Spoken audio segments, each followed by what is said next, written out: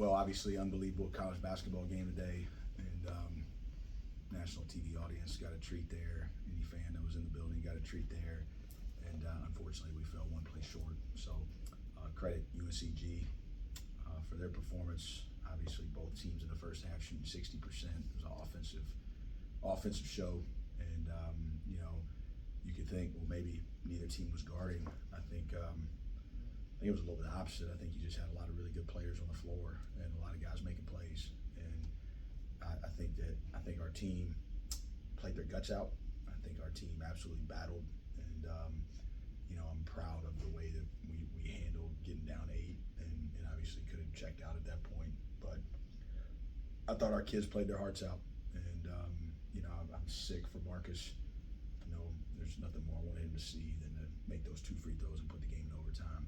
And I hate that he has to deal with that. I hate JP has to worry about missing that back cut layup. And those 2 kids did everything they could to help us win that game today. And Marcus goes for 26 on 9 shots, and JP goes for 25 on 15 shots. And I thought they gave us a chance, and I thought we had some guys step up. I thought Tyrese Huey was much improved today. I thought Garrett gave us some great minutes today. I thought Carter Witt was exceptional. And I just thought our guys played incredibly hard. But 2 really good teams playing each other, and unfortunately we fell on the wrong side of it. And we've been on the right side of this thing twice in league play, and tonight we found ourselves on the wrong end of it. And so we'll keep getting better.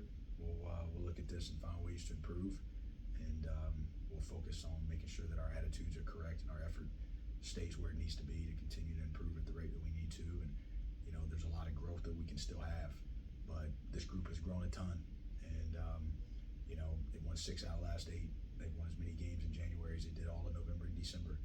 And Marcus Foster, just watching him out there today, his growth from pre-injury to now, he has another double-double, right? 5th double-double. And just the unselfishness he's playing with, the willingness to do the hard things in the game, the way JP, his growth has been tremendous. I thought he kept another cool head today in hard times. I thought that he just stayed in the moment. I thought he did the same thing at the Citadel the other night. Just didn't let the margin affect him. Just stayed aggressive. And tonight obviously he gets 4 assists, 25 points, 3 rebounds, and I thought he was exceptional as well. So sick that we didn't find a way to win it, but proud of our effort, proud of our fight, and I trust this group's going to continue to find ways to get better. Coach, when it's called that tightly as it was called tonight, it seemed like they played well when they were in there, but there was like it came to a point where on maybe one of Garrett Haynes' fouls, what are you supposed to do? I thought, when you have those guards for them and you have that big guy, how do you try to defend him? When you're everybody in foul trouble almost immediately as they try to. Yeah, obviously I'm not going to make any comments about the reffing. I haven't been able to see it on film. I like all 3 of those guys, Chuck, Bart, Will. I thought they did make a lot of calls today. I thought it was pretty balanced. I'm sure there were calls Mike didn't like. I'm sure there were calls I didn't like, but I didn't think it was necessarily what cost us. I think that when they're playing it tight and they're calling it tight, then you have to make sure at the end of the day, most of the time, like, the game's going to be determined in terms of how they're reffing it, how much are they going to call with their hands, right? Like, how handsy are they going to let the game be? And if they're going to call it by the book and on verticality, hey, you got to show your hands, but if you go into them at all, they're going to put you on the line, then you just got to know that, and I think that's where we could have done a better job, is just getting into the game and realizing that, hey, listen, it's not like they just started calling it this way, right? They've been calling this game this way the whole game.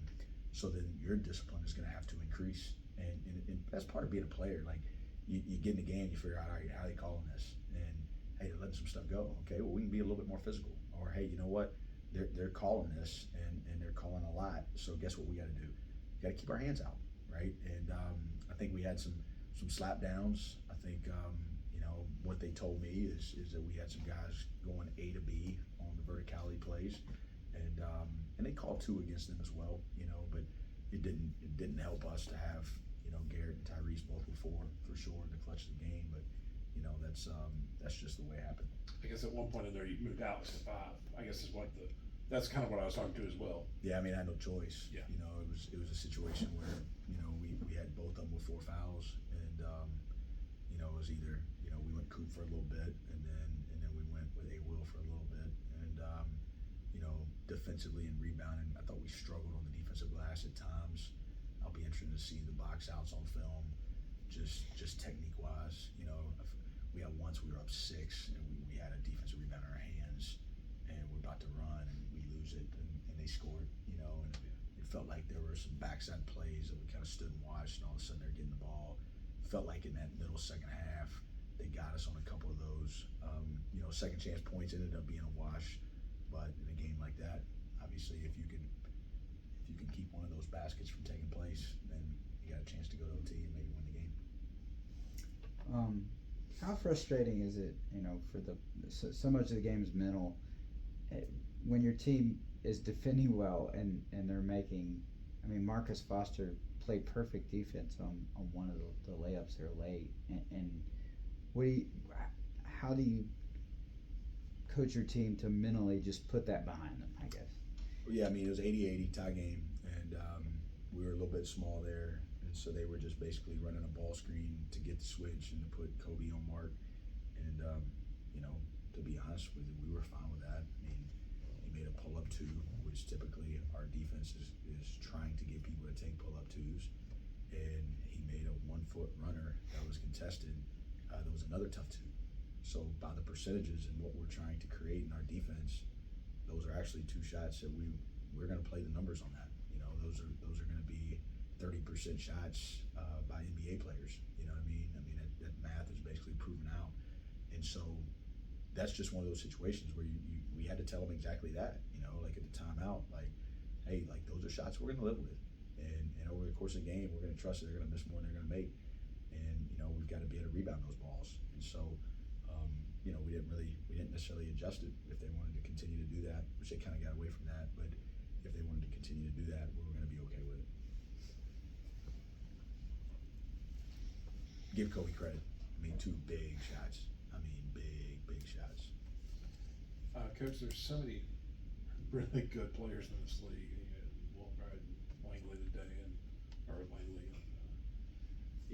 it seemed like today the UNCG was the first team to really kind of key on Marcus a little bit, and I thought that freed up JP a little bit more. And at one point, Marcus had 18 points on 5 shots, and he finishes with 25 on 9. I think Marcus Foster's got to be starting to enter that conversation. He drew 11 fouls today. I think he's got to be entering that conversation as well. Yeah, I just was thinking about that this morning. I think because of his injury, there hadn't been as much talk about him, and I think that if he continues to do this, he's basically getting 20-something points a game and double-digit rebounds. There's got to be conversation about it. But JP was phenomenal tonight too. And I think that's what I've told both of them. They got to play off each other. They got to use what they gonna do. And they got to decide, right? And tonight we felt like Mark had a situation that we felt like he was going to have some advantages, and we ran some different actions for him and got him loose a few times. I thought there was 2 he should have shot for sure, that for whatever reason he didn't. But Marcus is, he's just playing so poised, like he's just playing so controlled.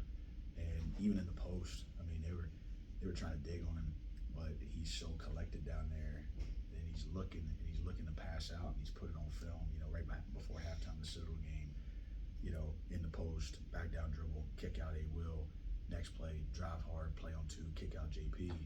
Well, now all of a sudden his playmaking's getting on film, and I think it's putting people in a little bit more of a bind of, hey, we can't just go right in here and take the ball. Like, he's making plays out, and so it's putting him in a little bit more one-on-one situations. Did a great job, especially in the first half, of playing off the post, and then he did a good job of picking up a bunch of fouls. Tonight he drew 11 fouls, right? And that's actually incredible. He fouled 2 guys out basically, so he's doing everything I'm asking him to do right now, and really more. He's a +3 on the night. We lose the game by 2, and so we're -2, he's +3, and we're -5 when he was out the game.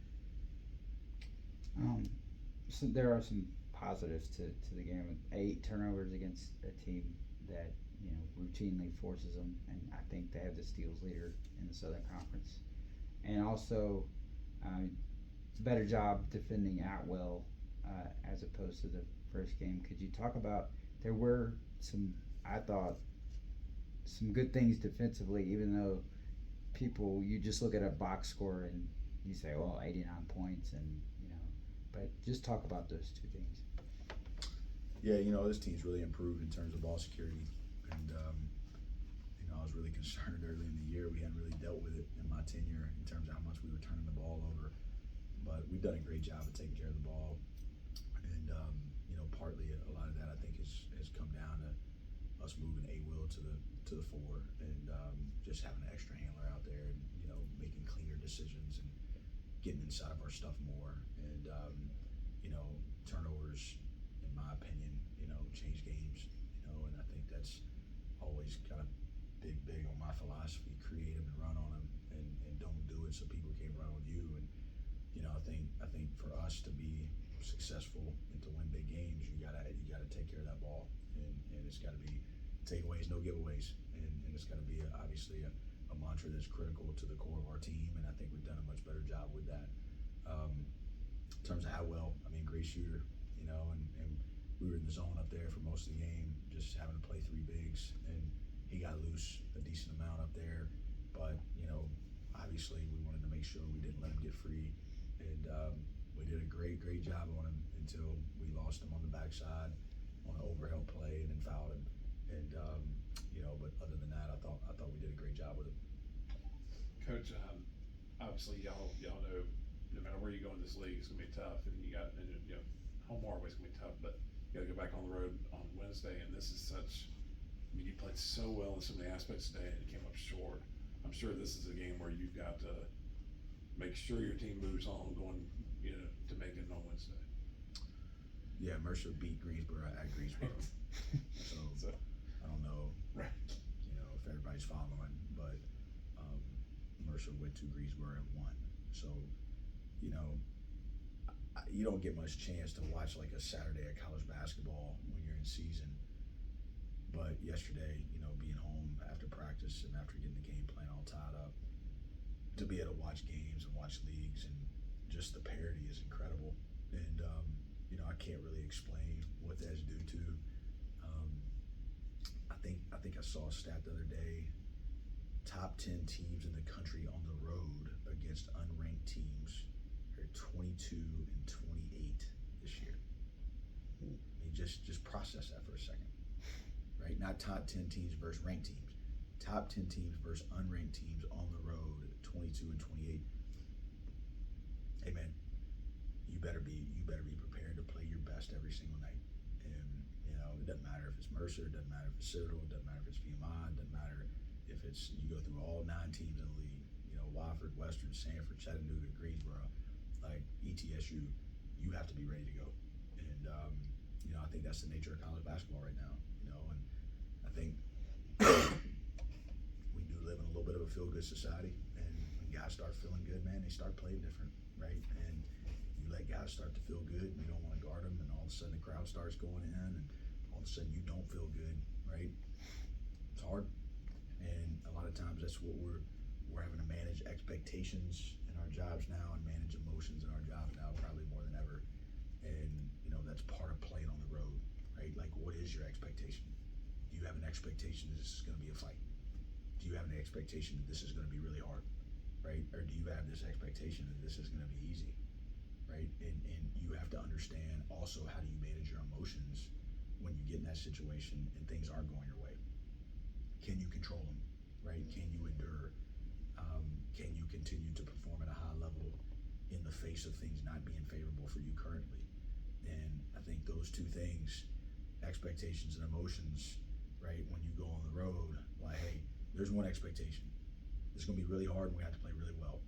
And that's every single night. And, it's going to be no different Wednesday. It's going to be no different Saturday. It's going to be no different Wednesday. It's going to be no different that Sunday. It's going to be like, until this thing's over, that's why we play the games, right? There's no simulations out here, Scott.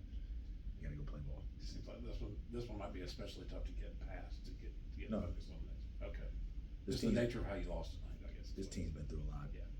This team's been through hard. After Tulane, I guess it is. Like this team is, we've lost some gut wrenching games, and you know, I think tonight was a war. Tonight was a game where, unless I watched the film and I'm just totally surprised, like I thought our effort was right, I thought our fight was right, I thought our resiliency was right. I'll be able to sleep well. Doesn't mean I'm satisfied. Doesn't mean I'm happy, but we're not gonna mope around.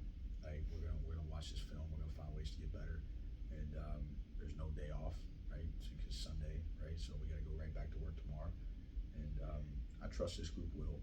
You know, I think when the advantage of going through some hard things early in the year is you're able to handle them better late in the year, and I think you saw that with our group last year. You know, like what could have been just a devastating season-ending, out of contention loss at Citadel, we moved on, right? Like we moved on. Like we came on the bus in Charleston before that bus started rolling out. We said we have 3 left, and we have to focus on the next one. And you know, that's what we did, right? Like we knew that we had ETSU at the house on Sunday, and it was going to take everything we had to beat them, and it certainly did, right? And you know, we had to lose with an ability to learn from it and to be able to be constructive with it and not let it demoralize us to a point where now all of a sudden you're gonna basically, you know, put yourself in more losing if you sit around and try to lick your wounds. So we'll get back up. We'll get back up, and we'll be ready to go out there and play as hard as we can on Wednesday. All right, thank you.